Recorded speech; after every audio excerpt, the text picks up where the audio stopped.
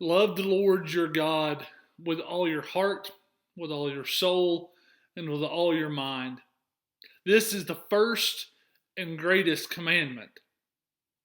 These are Jesus' words from Matthew chapter 22, verse 37, that set the stage and set the standard of faith and life for those who choose to follow Jesus. As I read these familiar words from Jesus, though, I can't help but wonder, how does one do that? How does one love God with all their heart, with all their soul, and with all their mind? Jesus tells us that this is the most important thing that we can do, but how do we do this? I believe that it begins with making a conscious effort every day to respond to the work of God's grace in our lives. This means that every day we intentionally choose to use the tools that God has given us to learn more about who God is and what God is doing in our lives and in our world. And therefore, we learn how to love God with all that we are.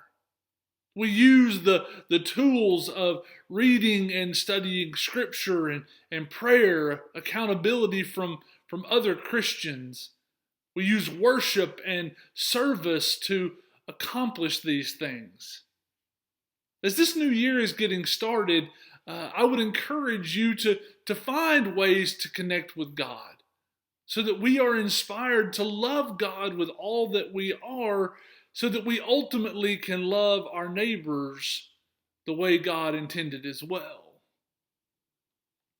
On Monday, our country will celebrate the legacy and impact of Dr. Martin Luther King Jr., one of the more courageous and wise leaders that this country has ever known, and a man who, while not perfect, strived to love God with all that he was. He is best known as a Baptist minister from Atlanta who made an enormous impact on race relations in our country through the civil rights movements of the 1950s and 60s.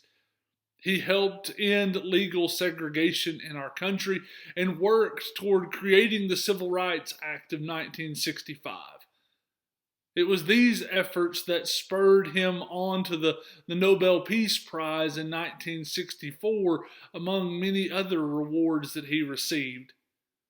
And many wise sayings are attributed to Dr. King, and some of my favorites are that darkness cannot drive out darkness. Only light can do that. Hate cannot drive out hate. Only love can do that. The time is always right to do what is right, and injustice anywhere is a threat to justice everywhere. Some of you may have other quotes of his from which you draw inspiration, and I pray that those words are a source of courage that motivate you to work towards God's love and peace and justice, reconciliation. Work to make those things a reality, just like Dr. King did.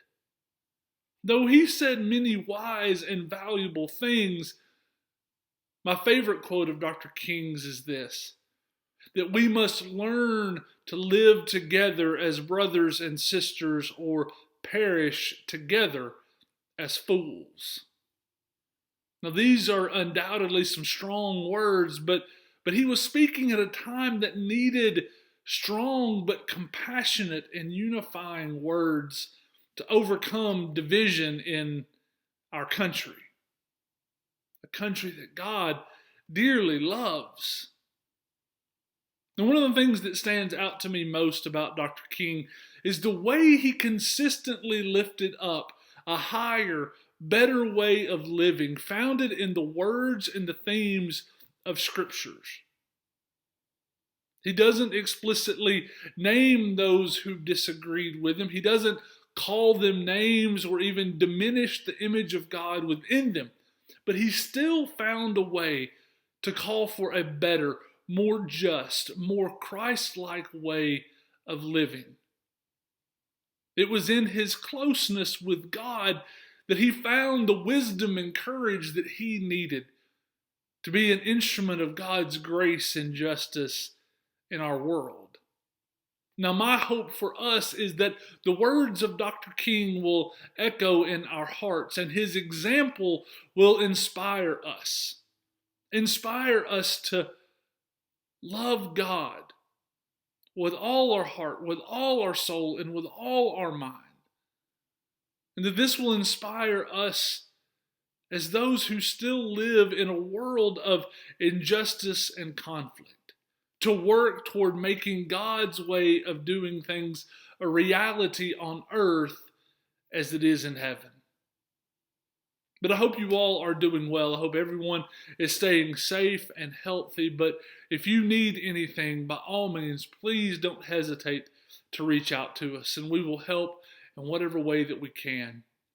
But I look forward to worshiping with you all, either in person or online, this coming Sunday morning. Have a great rest of the day, and God bless.